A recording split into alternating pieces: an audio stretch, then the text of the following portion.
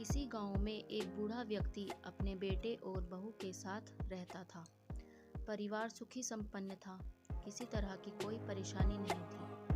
बूढ़ा बाप, जो किसी समय अच्छा खासा नौजवान था, आज बुढ़ापे से हार गया था। चलते समय लड़खड़ाता था, लाठी की जरूरत पड़ने लगी। चेहरा झुर्रियों से भर चुका था, बस अपना जीवन किसी तरह व्यतीत कर रहा था। घर में एक चीज अच्छी थी कि शाम को खाना खाते समय पूरा परिवार एक साथ टेबल पर बैठकर खाना खाता था। एक दिन ऐसे ही शाम को जब सारे लोग खाना खाने बैठे, बेटा ऑफिस से आया था। भूख ज़्यादा लगी थी, जल्दी से खाना खाने बैठ गया और साथ में बहू और उसका बेटा भी खाने लगे।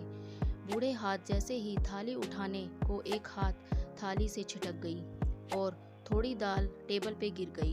बहू बेटे ने घृणा की दृष्टि से पिता की ओर देखा और फिर से अपना खाना खाने लग गए। बूढ़े पिता ने जैसे ही अपने हिलते हाथों से खाना खाना शुरू किया तो खाना कभी कपड़ों पे गिरता, कभी ज़मीन पर। बहू चिढ़ते हुए कहा, हे राम, कितनी गंदी तरह से खाते हैं, मन करता है इनकी थाली किसी अलग कोने में लगवा देते हैं।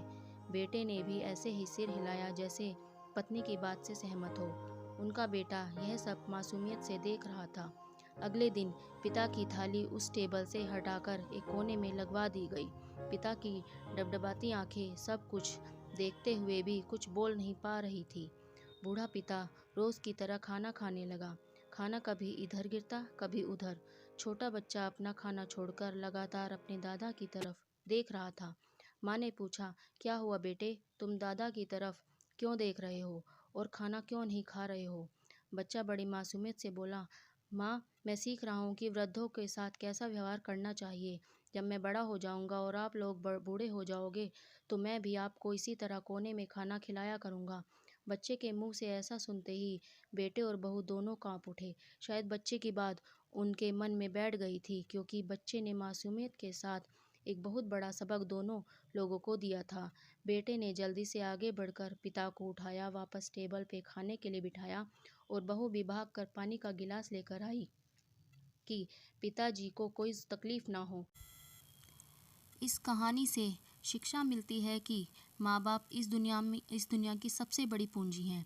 आप समाज में कितनी भी इज्जत कमा लें या कितना भी धन इकट्ठा कर लें, लेकिन माँ बाप से बड़ा धन इस दुनिया में कोई नहीं है।